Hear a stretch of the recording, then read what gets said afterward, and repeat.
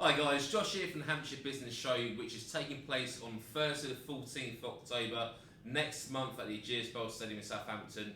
Really excited today. I'm joined by Sam Nunn, who's the Chief Commercial Officer of Vissensa. So Vissensa are a leading IT provider, based in Hampshire. You've got clients across the UK and abroad as well, haven't you? Yeah, we do. Yeah, that's awesome. So Sam, thanks for your time. no problem at all. It's lovely Good to see you. Good to see you finally. Good to be back in person, right? I know. It's been great. So Sam, I know we've done these interviews before for the show, but I think what would be quite nice to anyone watching this who's never heard of Vissensa. So I suppose in your own words, can you give us some in terms of Vissensa, what you guys do, who you help, etc. Yeah, of course. So as Josh rightly said, we're an IT company. We pretty much look after a range of different customers across the South Coast, across the UK and around the world. Some of the services we provide range from things like Microsoft 365, IT support. We also like to turn around and call that thing the cloud. So taking people to the cloud, which everyone has done over the past kind of 18 months. Some of the customers we look after range in industries like energy, recruitment, finance. And again, we've got customers that we support either actually being on site for them or actually remotely. So we've got 2 offices in the UK. We've got one in Southampton and one up in Fleet, just to make sure that we can cater for our clients pretty much along the M3, and also allows us to get to London as well because there's customers we've got in there as well. That's awesome. And I think that the IT space, your space specifically, so especially over the last 18, 19 months, etc. Obviously with the pandemic, etc. Do you want to talk to us about? Because obviously I know before the pandemic, as we're going into it, everyone's kind of forced to work from home, lockdown kind of, etc. So what kind of, I suppose, I think the challenges are obvious, but what were you kind of seeing and advising your clients on around that particular point in time? Yeah, so I mean, if we take a little bit of a step back and we go further kind of 4 or 5 months before we even knew of what happened prior to the first lockdown, is we were speaking to businesses around talking about how they can pretty much start working from home or remote working, allow that flexibility to go up to London and not have problems around accessing bits of information. So prior to that, it was really about how we could speak to those customers, how to turn around and make them have the ability to work from home. We then turned around and obviously led up to the lockdown. There was a mad rush to turn around and buy laptops, as you can appreciate, because everyone was like, we never thought about going working remotely, but now we have to, and actually we're being forced to.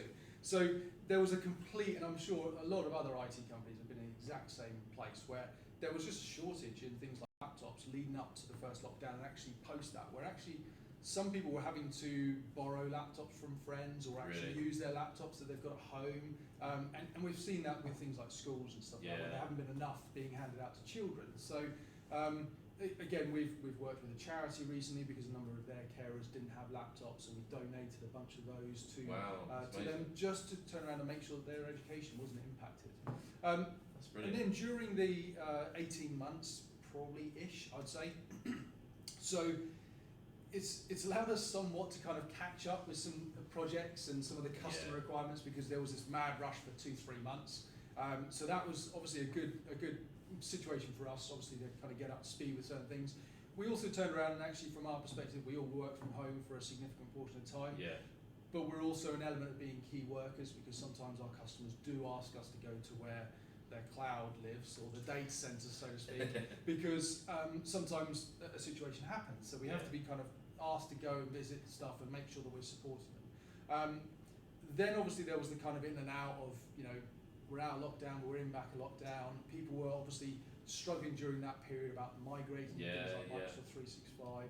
I think it's been quite common now that actually we're probably using 3 or 4 tools, to turn around and speak to people. I mean, I use Teams on a daily basis, with Microsoft obviously, but we use Zoom. I've been introduced to like GoToMeetings, Amazon Chime, loads of different tools, which, I suppose, what's your poison or your weapon of choice when it comes to video conferencing. So it is really interesting. But also not just that, is that my parents and some of the older generation never knew about these tools before. And the thing is now they're like, oh yeah, we use Zoom. Do you want to jump on a Zoom call? They're all so used to that now. So that's pretty much where we've kind of led to, and then obviously, I suppose that's pretty much been our focus for the past kind of 12 months. Did you find it as well where where there's mass adoption of video calls, Teams, Zoom, etc., Google Meet, almost like people forgot about the phone? You know, everyone assumed every meeting was going to be a video call. I don't know if you found that. No, I found that. exactly. And it almost got to the point where sometimes you're like, is this a phone call? Is this a video call? What are we doing? Yeah, and I think it's really interesting because there's been things like Microsoft Teams where obviously, you know, the multi-device element, so you can have it on your laptop, you can have it on a physical phone, you can have it on your mobile. You know, I've had video calls where I've actually been, you know, on a run, and I've actually turned around and actually had a video of myself on a run because I've had to turn around and jump on a call. But, Brilliant. you know, I think people have become used to it. And I Yeah. think it's actually quite great that actually, you know, you're having conversations with people and businesses and say, yeah, we use so-and-so. I agree. So it's great to see. Yeah. You know, it's what we've been turning around and trying to speak to people about for years. You know, to turn around and look to bring. So it has. So it's almost forced it, hasn't it? But then interesting on that note then, because, you know, while I like to think we're coming out the other end of the pandemic, you know, remote working, some people going down the hybrid model, portion of time in the office, portion of time at home, remote, etc. So, you know, so the whole remote working is not over. You know, it's still there. So what kind of, I suppose, maybe challenges or kind of things that you've seen, you know, whether it's with clients or potential customers as well, things they need to be thinking about maybe, I don't know. Yeah, no, I think that mad rush to implement those systems, you know, again, with things like laptops and putting in things like Teams and G Suite and all of those nice fancy tools, which obviously they've got to, is everyone's rushed to put them in very quickly. Yeah. Maybe somehow jumped a few hurdles to get it in if they weren't there already. And I think what people are now doing is they're revisiting and returning back to when they first put it in and actually saying, did we do this the right way? Are there tools that we're not using that we could be using? So, you know, for example, we have spoken to people where they've said, we've got Microsoft email, so we're on Exchange, we're on Microsoft 365, and we're like, so do you use Teams? And they said, what's Teams? And I'm like, okay, have a little scratchy head moment. So do you know you can communicate with other people in your business quite dynamically, have video calls, invite people in, share documents, all that collaboration element. And then obviously as we start to introduce it to people, they like realise, wow, this is amazing. Yeah. And the thing is as well, we've had people where, businesses where they've had a server or I suppose all their files in a cube or something like that in your office, or under the desk. So things are like obviously introducing SharePoint, so you can share files, you can collaborate. You know, I've been in an Excel spreadsheet where I've got 6 other people from the team in there playing around with numbers. Yeah. So the idea is we could all jump on and know exactly where we all are. So all of those tools have really kind of, you know, been great, but it's actually trying to now reintroduce those to certain businesses. And I think there's certain other elements. Is security has become a big factor. And again, you know, I know everyone always thinks around those the masked people, you know, behind the other people on the other side of the laptop. It's growing, you know, it is becoming a concern. You know, you've got the National Cybersecurity Centre that's now turning around and obviously providing information to small businesses, telling them how to protect themselves. Yeah.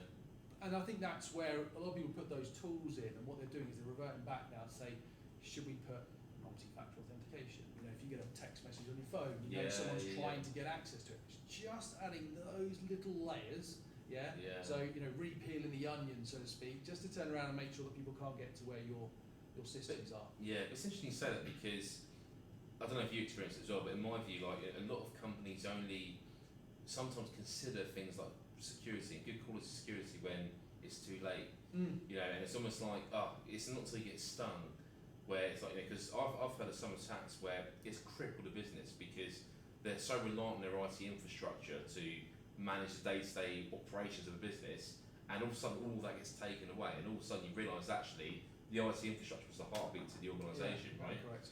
Yeah. So, you know, like to businesses who might not have actually considered things like security properly, you know, what's your advice really? I think there are a number of tools or kind of, I suppose, features that are provided with the likes of Microsoft and stuff like that are actually free, and a lot of people don't recognise that they're free. So there are features in the back end that help stop things like phishing emails. It's not going to fully protect you, but you can, you know, increase the setting if that makes sense. And there are bolt-ons that you can add on, and those are the chargeable elements. You get a few extra bits and bobs to protect your business. But I think it's also, you know, what people need to recognise is at least having a plan, because I think we've seen, and you hear news that actually there was never a plan in place, and as you rightly said, it's a little bit too late once it's already happened. Is just turning around and sitting down either with an IT company or actually sitting down with the rest of the business and saying, if something happens, what are the 5 steps that we would do?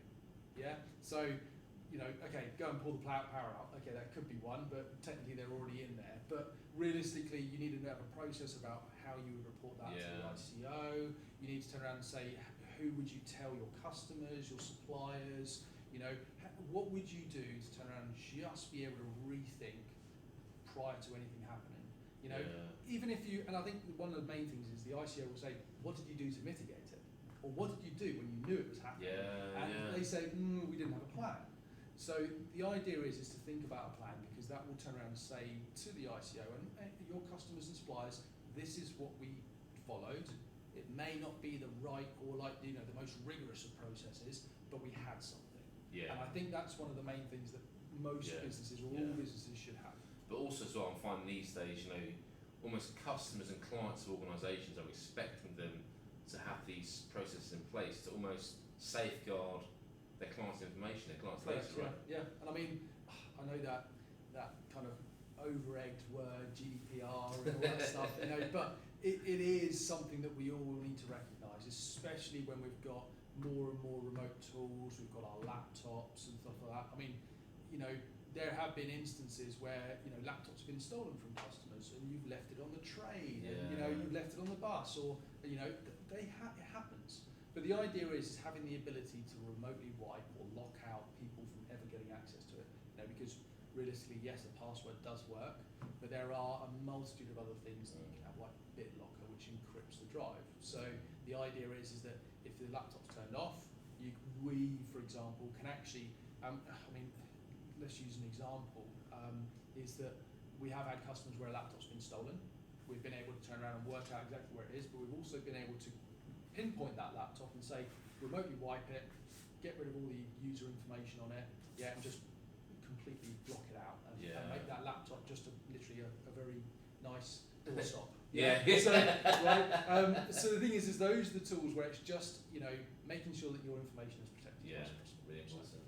And I suppose moving forward, then is there any, I suppose, whether it's security or other elements of IT, what kind of things are you thinking you're going to be advising your clients on? I suppose pandemic's out of the way now, moving forward, maybe over the next 12 months or so.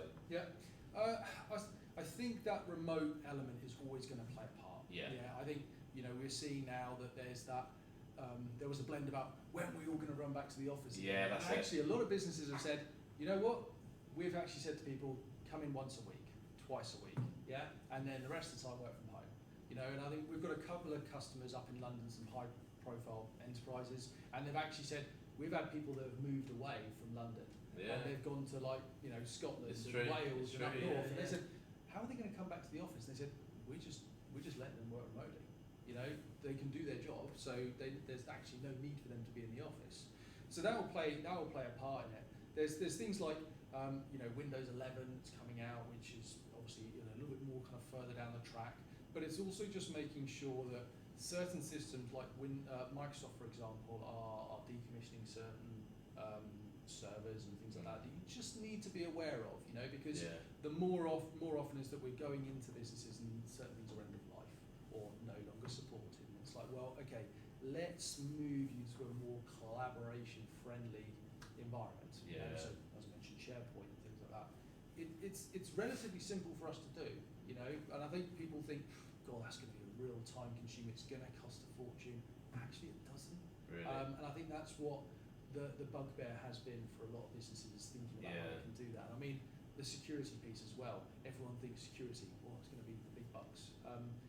Not really. There are certain 10-step guides that we've created, and there are things you can get from the National Cybersecurity Centre and stuff like that tell you how to do certain things. It will be to speak to your IT company and or us if needed, to turn around and help you to help them, I suppose. Put those kind of measures in place. There we are. So guys, look, if you're coming to the show next month, I highly recommend a conversation with Sam and the team. Great guys over at Vissensa. So if you're not registered for your free ticket yet, head straight to hampshirebusinessshow.com grab your free ticket. You know, I think from the point of filming this video, about 5 weeks out, it's going to be a brilliant, brilliant day. You can meet great, great businesses like Vissensa. Sam, thanks so much for your time. No problem at all. Always good to see you, Great to and see you. we'll see you at the show. Take care. Cheers.